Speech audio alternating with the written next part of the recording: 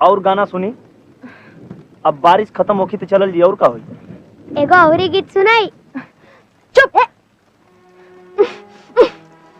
निरो भैया हर दम तात कच्चा रहा। तुम कौने गर्मी में बोलत हुआ हम कोई जानी। खाना बन गई, जाके कपड़ा बदल। बियान सवेरे बबुआ ले जाके पहुंचा दी है।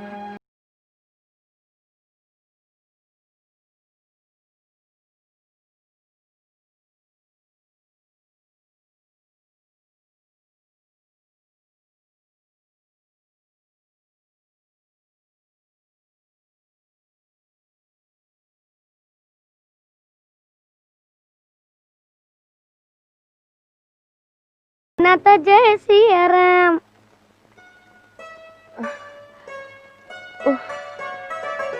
भगवानो जब तेल है तो छप्पर फाड़ के आज जब लेवल तब अब बोलता क्या ना।